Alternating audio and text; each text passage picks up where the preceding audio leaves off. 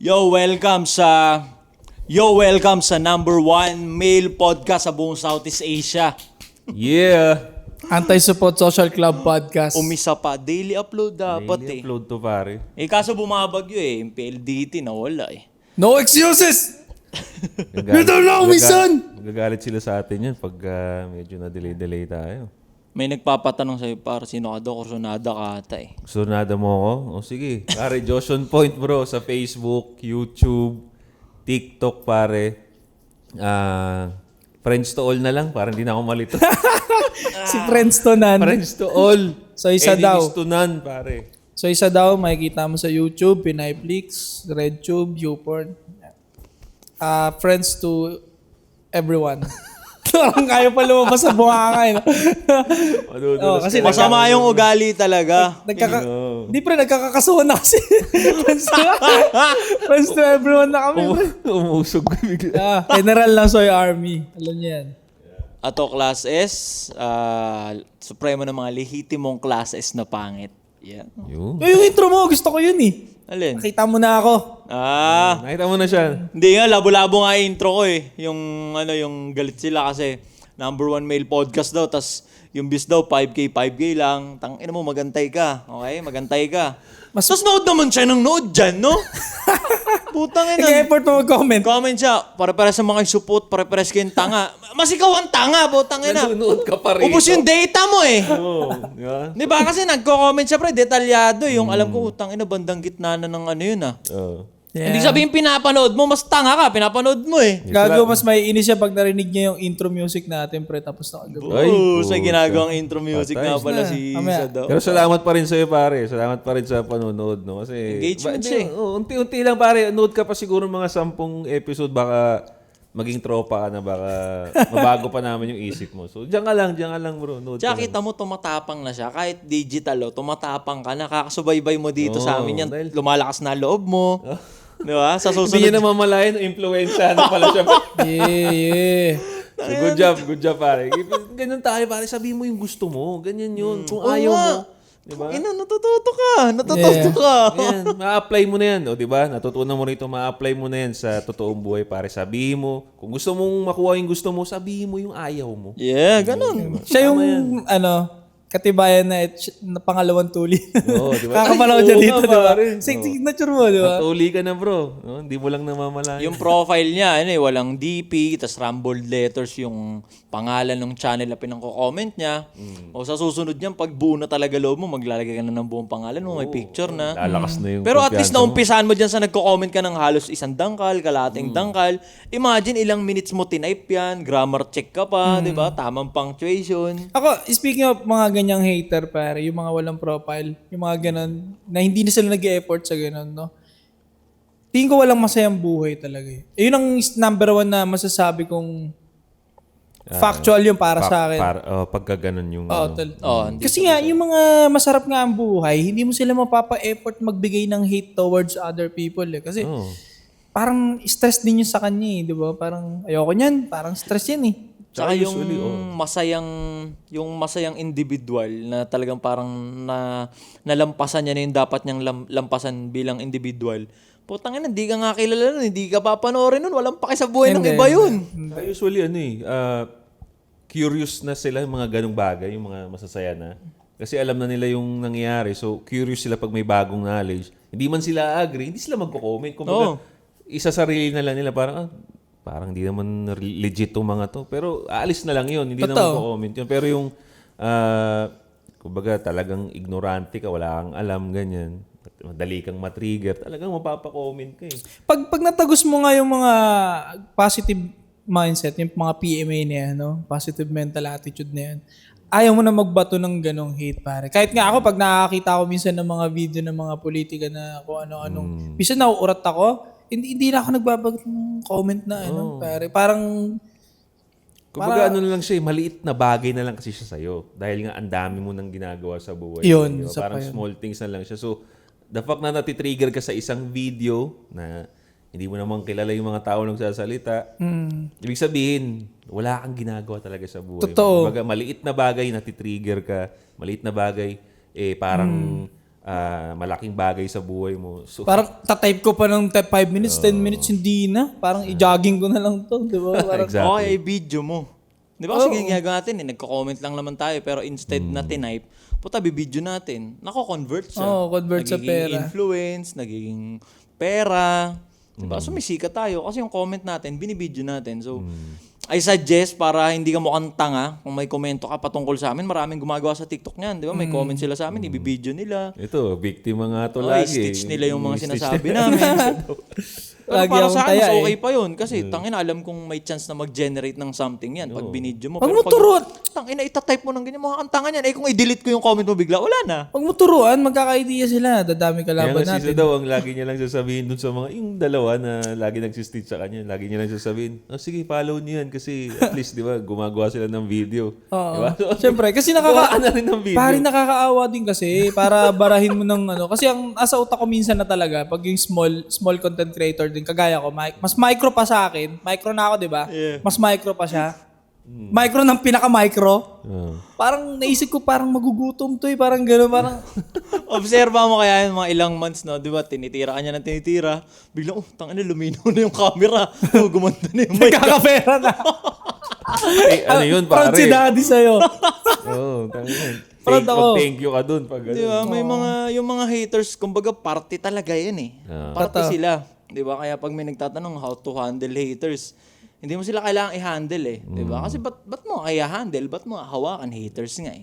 Di ba? Parte lang sila nung ecosystem. Pero hindi Madalas pa, yung unang-una kalugar mo muna. Oo, putang ina. Misa ka-street mo pa. Lalo sa akin, sa si Del Monte, Bulacan, putang ina, ang dami kong haters dyan. pre. ano, Sa sinasabi kada, mo di ba, nga yun, bro. parang nakakalimang downfall na ako. Sa kada nagda-downfall ako, puta. At least nanonote ko na, mayroon ako makakilala ko personally. Putang inan to Upay. Hindi ka pala natutuwa sa mga ginagawa ko Kasi shared post nila, like for example, nung kay Paulul, shared post nila yung content ni Paulul. Sa wakas, may umano din dyan. Gumagana, sa wakas may... Kilala mo, Oo, pare? pre. Kakilala ko. Lala. personal. Oo, no? Sa wakas, may umano din dyan. Labo. Tapos biglang lilipas yung downfall.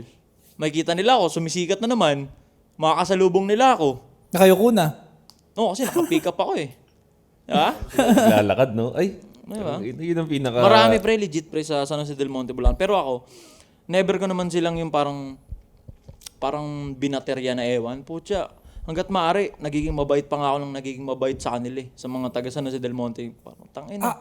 Magkakakampi tayo dito. Puta, para-paras tayo sa San Jose nyo eh. Para-paras tayo hindi na nakaka-experience ng nawawala yung tubig eh. Saka ba't ka nagagalit sa akin? Para sa akin lang kunyari, nakita mo yung video ko. Hindi ka nag-agree sa sinabi ko. Tangina, I suggest mag-scroll up ka. Oo. Kilala ka kasi niya. In person, pre. Tingin ko. Kilala ka kasi niya in person. Tapos, pinipilit mo umalis dun sa sitwasyon ninyong dalawa. Yun nga. Sa lugar ninyo. Yun Kumbaga din na parang, naisip ko. may ganun talagang sakit to lang ang Pilipino. Hindi lang kahit Pilipino sa ibang Putang bansa ina, rin. sumasarap yung buhay mo dyan sa ginagawa mo. Yun Hindi nga. pwede yan. Balik ka dito sa Hindi pwede setup. yan. Balik ka Dito ka lang, dito. oo. Parang yun nga, exactly, kaya yung lagi nga sinasabi yung, ano yun, talangka yun, or yung crab mentality. Kasi gusto ng mga crab, yung mga alimasag na dito ka lang. Oo, sipitan Dito ka lang lang. sa atin, huwag kang tatakas, di ba? So, ganun yun, no? Lintik, lintik tumuligsa as if naman may ginagawa ko na ikaka-argabyado niya.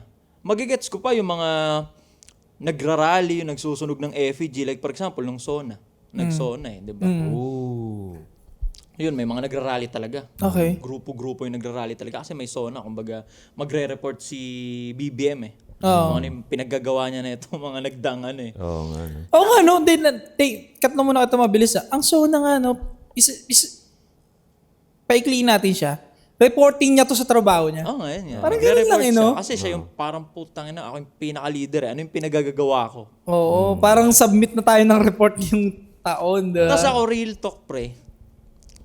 Ito, dumating yung edad ko na to, never ako nanood ng SONA. Pinapanood ko yung SONA, pang research paper lang sa assignment lang. Oh, that's Sa Kinukuha school, ko lang yung tama mga yan. pointers School, lang. Tama yan. Pero yung papanoorin ko, tapos papakinggan ko talaga. First time kong ginawa kanina sa biyaya ko. Pakinggan ko. Putang ina, nagigets ko na yung mga galit na galit. Kasi, imagine, tang ina, ito yung presidente natin. Tapos, mga talagang gago, pre. Bakit? Parang nagre-report lang na, alam mo yung kaklase mong nagbabasa ng kung ano lang. Tapos alam mong hindi totoo. Kanina habang pinapakinggan ko, natatawa ako nang natatawa kasi putang na parang 90% doon sa pinagsasabi niya na magagandang nangyari, hindi totoo. Tulad ng, Hindi dama. Like for example, yung pinakatumatak sa akin, yung marami daw na isakatuparan na proyekto para sa pagpapaganda ng serbisyo sa tubig. Kasi nga, netong nagdaan taon, sa inyo, lagi nawawalan. dumami, milyon-milyon. Sinabi niya parang May mga mga subdivision na 7 problema pa million rin na daw. ganun. Umabot na ng 7 million yung reklamo. Kasi nga, hindi nakaka-experience ng maayos na daloy ng tubig. Oo. Ngayon, may mga... 7 million. yung reklamo. So, Dami nun, pre. parang half a population na lang, sabihin natin. Sobra-sobra pa sa isang subdivision yun. Bro. Reklamo. Puta na. May mga successful daw na proyekto para daw sa ikakaayos. Pero wala eh. Hindi, never naman umayos. Parang taon na. Like for example, doon sa amin sa San Jose del Monte, Bulacan. Taon na, pre. Taon na. Laging natuto na lang yung mga taga San Jose del Monte, Bulacan magugas ng puwet ng isang tabo lang gamit eh. Oo. Kailan pa naging issue yan, pre? Matagal na, pre. Nanawa. Before ka pa lumaki or bata ka pa? Parang college ako. Parang high school yun. Nawawala-wala na nung nalipat sa... Kasi water district eh. Yung di ba? problema sa Bulacan sa maraming parte ng Bulacan, pre. Pero Yan hindi talaga lang siya sa Bulacan, pre. Kasi sa Cavite, sa iba't ibang At dito lalawigan din. Basta naging prime water yung may hawak ng tubig. Tangina, nagkakaproblema, pre. Prime watering sa inyo? May Oo, hawak sa prime inyo? water. Yun talaga issue nun no? O sa iba rin, sa Cavite, sa iba't iba. Sa Cavite, basta prime water, ganun nga yung issue. Tangina, nawawala ng tubig. Tas sabi So, doon yung ni kumpanya na BBM, talaga yun ang may problema. Tangina, parang may something nga eh. Kasi parang, pero pag tumira ka sa subdivision, na parang, nandun, parang isang kumpanya, prime water, tas kanino ba yung prime water? Di ba? Sa mga billiards, pag tumira ka dun sa mga pabahay nila, sa mga subdivision nila, dun maayos yung tubig. Parang mapipilitan Ayos, ka dun tuloy tumira. Di ba? Parang, Wait. In business terms, is it bad or good? negosyante, pre. Kaya nga ang yaman nila, pre, yung bilyar, pre. Di ba sobrang yaman nila as Pinoy? Gago, ano na sila? 177. Nasa rank 177 na Na sila. pinakamayaman. Oo, Kasi bumababa na tangina ko, yung name nila. Natatawa nga ako, pre. Inang galing nitong mga to. Kasi, imagine, punta ka sa gantong city, sira yung tubig. Okay. Pero, mababalita mo, pag doon ka tumira sa, like for example, sa Camellia or kung sang subdivision na pagmamayari ng bilyar, hindi na-interrupt yung tubig doon ka titira. Ngayon, pag tira mo doon, paglipat mo doon, saan ka bibili ng furniture? Parang pinakamalapit lagi doon sa subdivision na yun, All All Home. Home. Yung kanila. Kanino yung All Home? Sa Star Wars, sa kanila din. Oo. Ako, pare, credits lang dun sa, sa Villar. Pagdating sa business, pare, business model. Ang lupit, Top bro. player. Ang lupit, pare. Ito pa, Balagbag. kasi Cavite ako nakatira, no? And ramdam ko yung mga projects nila doon, pare. No? Yung Billiard City. Ito lang, sinasabi ko lang sa inyo, yung positive side na nakikita ko as Caviteño. Kasi sa Cavite, lalo sa Molino, masikip yung dun. daan namin doon, bro. Masikip. So, ang gagawin ng bilyar, pare, lagi silang gumagawa ng kalsada na shortcut. Pero, again, papasok pa rin yung business. Nandun yung establishment May nila. subdivision doon sa shortcut, doon, oo. nandun din yung subdivision. So, pero, ang upside is may bagong kalsada, may shortcut. Yung Danghari, no? Oh, yun. Ganda nun. So, Tangina. yun lang. Yun yung, kumbaga, credits, binibigyan ko ng credits yung part na yun na may bagong kalsada, pero, again, meron nga silang mga subdivision na may problema eh. Yeah. Total yung prime water nga na... Hindi, pag tumira ka dun sa nila, pre, sa subdivision nila, pre, malakas tubig. Kaya alam mong may manipulasyon na Politically, parang gamit na ginagawa doon sa business nila, no? Tang ina sablay, pre, puta. Kaya natawa ako ng tawa. Yun yung pinakatumatak sa akin kasi sinabi niya parang binadgetan, tas ang daming proyekto ang naisakatuparan para mapaganda yung serbisyo ng tubig dun sa mga nagrereklamo nga. Pero putang ina, wala. Tsaka wala siya sinabing specifically na dito gumanda. Exactly. Yan. Ganon. Gusto ko palang i-point out yan, bro. Oo. Kasi pinanood ko siya sa TV. Sabi ko, 1 hour na nakakatamad. Pero sige, panoorin ko. Natutuwa ako pag sinasabi niya, ginawa niya to. Katulad nung, yun nga, sa water at saka yung, tawag dito, nagdagdag sila ng facilities sa mga school. Ngayon, ang sasabihin niya sa bandang huli, sa mga liblib na lugar. Ngayon, Sobrang liblib, walang pagkatapos ng ebidensya. liblib na lugar, tapos na. Tapos may portion, nakukulangan ako kasi anong lugar, saang liblib? Para malaman talaga ng mga tao kung May pinatunguhan ba yung kung may tax? ginawa. Yeah. Kasama ko yung Esme ko nanonood. Sabi ko, bakit ganun? Anong liblib gumagaron ako? Sabi niya, ang kulang kasi dyan, wala kayong walang yung tawag doon? Sa likod man lang sa Yun nga eh. walang visual. Totoo, ano ba namang hirap yun? Kasi parang nagre-report nga siya eh. Di ba? Tanga nagsasalita lang siya dun eh. Pakita mo lang kami ng ebidensya kahit chat GPT lang, basta may nakikita yung mata Sa namin. school nga, nagagawa yun. Kaya nga, estudyante nga mismo, dire-record ng guro na may laptop ka dyan, mayroong presentation sa Tangina likod. mo nga, no? Tapos presidente. Di ba? Tangina, pera ng taxpayer. Wala man lang visualization. Para may picture man lang. Doon yung gamitin yung photo op nila na ito yung liblib pack. Kinuhaan ng picture man lang sana kung anong lugar. Tangina mo nga, no? Parang projector. Sabi ko, anong lugar? Saan doon? Saan? Di ba? Kung liblib na lugar, parang, para sa akin parang ginagawa lang tanga yung tao na pag sinabing liblib, hindi mo na mare-research kung saan. Tago nga Basta. Tago Ganun. nga Tapos nasa documentation lang, no? ever since hindi ko naman to pino-point out na si BBM lang ang ganun. Kasi nanonood naman ako ng Sona pero pakunti-kunti, lalo na yung parents, kasama ko pa yung parents sa bahay, yung bata pa ako. Nakikita ko sa TV, wala talagang presentation Parang sa likod. inuulol harap-harapan, Merong mga ibang presidente dati, pre, pag nagsosona na pagka, ang presentation nila ng pre, naka-edit lang. Kumbaga sa mismong TV, di ba?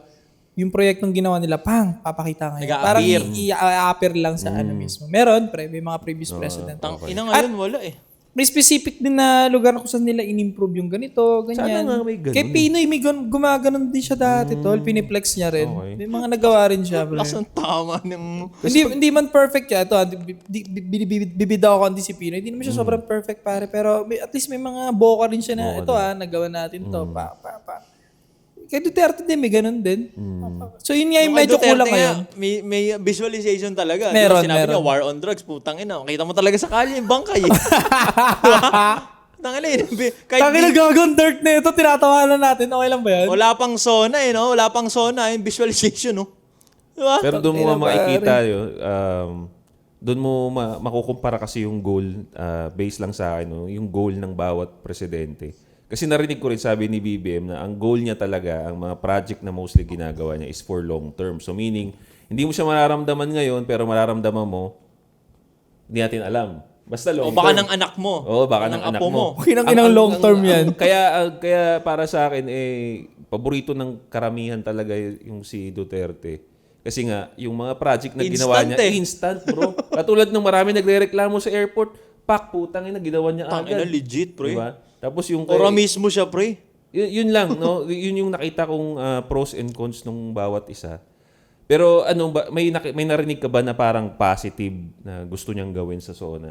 Kasi ako may narinig ko, pero sige, unahin ko muna kayo kung may narinig kayo doon. Ang mga ang mga na-quote ko lang yung mga positive naman. Sa yung mga achievement nga. Pero ako natatawa ako kasi putang inaasan. May siya, yung sa, like for example, yung sa 20 pesos na bigas. May mga binanggit siya na isa katuparan yun ng successful sa mga gantong lugar, Putang ina, hindi ko naman natandaan kung ano yung mga lalawigan na binanggit niya ngayon. Comment down below kung tagasan kayo, tas kung nakita ba nila yun? Oo, kung na-experience nyo ba yung 20 pesos na bigas. Ayoko rin maging 20 pesos yung bigas, pre. Kasi parang sobrang magiging low quality na, baka puro bato na yun. Kasi ang ekonomiya, inflation lahat pataas yan eh. So kung pipilitin pa rin ng Pinoy na bumalik sa 20 pesos, tangina, isa lang sinisigurado ko. Hindi, yung sa bigas, pre, ang nilalaban nila dun sa bigas, yung magmumura yung bigas, yung parang direct sa farmers ka bibili. Hindi kaya- na dadaan kaya sa kung mura. kani-kaninong ulol. Okay. Nagigets. Kasi kumbaga yung quality ng bigas, yung farmers naman yung nagpo-produce nun eh. Diba? Sila naman yung Kaya nagsusort nun. nagmamahal kasi. Pare yung mga gagong mamaw na negosyante na may hawak ng bigas, pre, inaano lang naman nila, iniipit lang naman nila yung supply eh. Pinapalitan lang ng pangalan. Ina-abundance lang nila, pare. Kumbaga, kinokontihan nila yung supply, kunyari, pero naka-imbak lang sa mga warehouse ng mga hayop na yan. Yun nga, ang inaano Makita mo nila. yung mga naglalaki ang warehouse nila, nandun lahat ng bigas, pre. Iniipis na. Kahit nabubulok na okay lang, magmahal lang yung presyo. Ang nilalaban, yung bumili nga direkta sa farmers para makatulong din sa mga farmers. Imagine sa sa farmers yung parang mga tagsi 60 kg na bigas, tangina binibili sa kanila ng 4. Oo. Isipin mo, sila yung naghirap nun, sila yung naggapas nun. Binabarat sila, tol. Sila yung tinrangkason para maging bigas yun, tapos bibilin sa kanila 4, tapos ibibenta sa market. So sinasabi mo, tanga-tanga mga magsasaka, Hindi, gano'n? gago. Tangina. Napapayag silang 4 lang. Hindi, no choice sila eh. No choice sila eh. Speaking of farmers din, narinig ko rin dun sa Sona na marami daw ngayon. Pero again, wala na naman kasing visuals, walang specific. Correct. Pero Kahit sinabi screenshot man lang, wala screenshot eh, Pero no? sinabi niya doon na yung mga lupa daw na pinagsasakahan, marami na daw silang ibinigay sa farmers mismo. Oh, wala man lang na... Saan na naman dun? Kaya nga eh, yun nga eh. Kasi lumalabas pa rin yung mga magsasaka, nagrereklamo pa rin. Nag-uwelga pa rin. Kawawa talaga. Ang pinakakawawa talaga, magsasaka. Sila yung pundasyon ng mismong bansa, pre. Oo, pre. At way back dati, paboritong word, way back. No? Fun Dating fact. dati, yung mga magsasaka talagang sobrang dami niyan dito sa Pilipinas at marami tayong bigas na hindi natin kailangan mag-import. Actually. Ngayon, pinakonti nila ng pinakonti to the point na wala nang kinikita talaga. Ayaw na nila magsaka.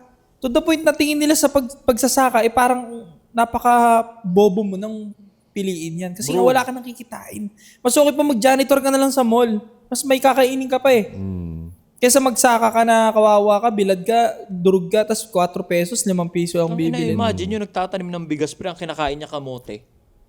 Oh, grabe, Hindi siya hirap. makakain ng bigas, di ba? At ang alam ko pa dyan, kwento ng lola ko sa akin, saka ng lolo ko, minsan sa sobrang dami nga nilang palay, binabarat sila, ayaw bilhin, hindi nila mabenta, pinapalit na lang nila ngayon ng toyo para ulamin nila yung toyo yun, dati. yun. Kasi ang ginagawa ng mga gagong negosyante, tol, hindi talaga bibilin yan. Tangin na, take it Kasi or leave it. ano, 4 lang gusto ko eh. Ang tawag nila doon. Gusto mo sa bala ka dyan. Napipilitan silang i-stock lang muna, hintayin, o kaya pag nagutom sila, kakagat pa rin sila. So gago talaga. Sobrang gago talaga ginagawa nila, pre. Kaya sure ako kung hindi namatay si General Luna tapos sila Buen Camino, yung mga kapitalista noon, talagang naipakulong or Ay, oo nga, no. Baka okay eh. Yun yung nilalaban ni General Luna, di ba? Kasi mga negosyante to, mga kapitalista to, mga hype na to eh. Oo. Ito yung nagpapabagsak sa atin kasi balimbing to. Hindi naman sila countrymen. Hindi naman para sa bansa yung gusto nilang mangyari. Kasi pansariling interes eh. Negosyante sila eh. Di ba? Ayun yung mga... So doon pa lang, parang sinalamin na. Ha? Oo. Nung napanood ko yung General Luna, putang ina, kaya pala ganito kahirap dito sa putang ng Pilipinas. Mga ganun. Puro yung naging quote ko dun sa pinanood ko, puro achievement na putang inaasan. Oo, okay. Kagaya nung sinabi niya, namigay daw ng mga laptop sa mga teacher. Yung mga teacher, nakita may ko rin bayad yan. na daw yung OT. Pero ba't yung mga teacher nagngangal-ngal pa rin? Kaya nga. Tangina saan? Sa liblib na school na naman. Hindi, wala kasi alam nyo- specific bro. Yun ang problema eh. Again, gusto ko yung sinasabi niyang achievement niya. Pero kasi kaya tayo nagkakaganito. Kasi wala nang specific information. eh. Kaya parang, Oo. ano ba to? Niloloko mo lang. Palakpakan, ikaw may sasabihin siya.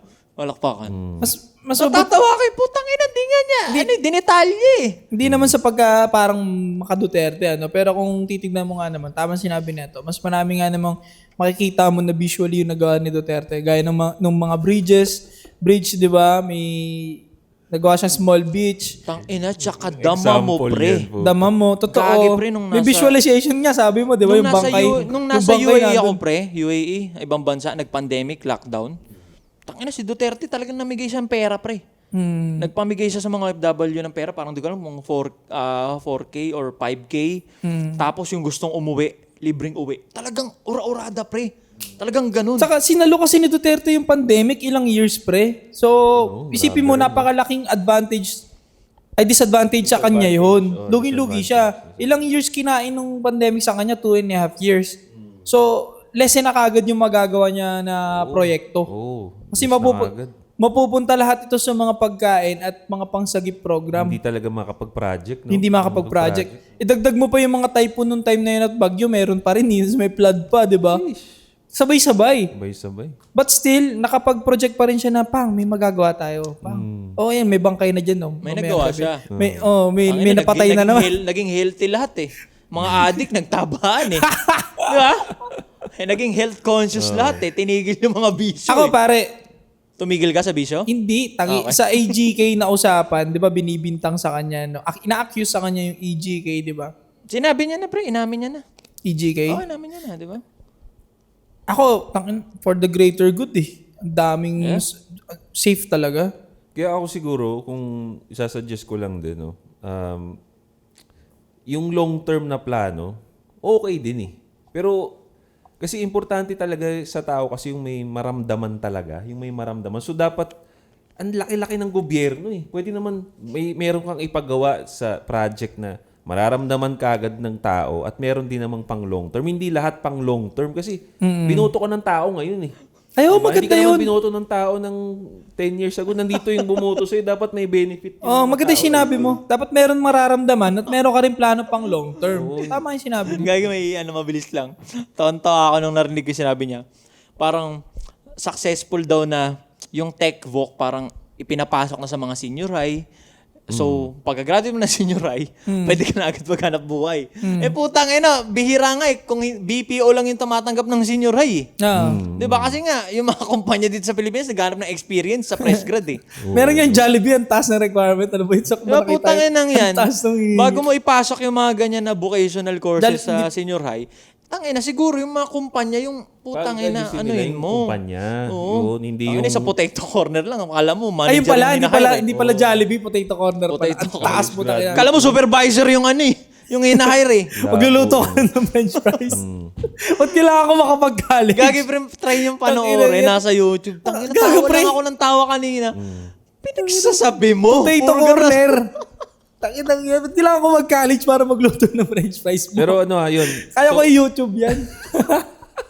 Kahit nga, hindi, kahit ikaw ngayon, pwede tayo mag-potato corner maggawa ngayon. Dali-dali. Ang dali lang maghiwa ng patatas. Oo. So ayun, para sa akin, pinaka-mababaon ng mga Pilipino dito sa pinag-usapan natin is sana kapag nag-so naman lang ang mga presidente natin, magiging presidente lalo, no? Eh, merong visualization, tama yun. Sinabi ni Josh na may gagawin ka mararamdaman ngayon at meron ka rin pang long term at the same time. Na-address mo yung current problem. Oo. Kaya ng bigas. Yung pondo ng flood control flooding shit na yan, 2 billion, puta, ilagay nyo na sa agriculture. Tangina, hindi nga dinikdigan yung baha eh. Tapos binigyan pa ng exposure yung si General kasi bagong kampiyon daw. Putang inang yan. Ilagay nyo na lang sa agriculture yan, sa bigas yung 2.2 billion na flooding control sheet na yan. Ibigay nyo na lang sa magsasaka, bigyan nyo sila ng pondo para may makina sila. Hindi na kalabaw. Tayo na lang yung tanging kalabaw pa rin ang ginagamit sa bukid.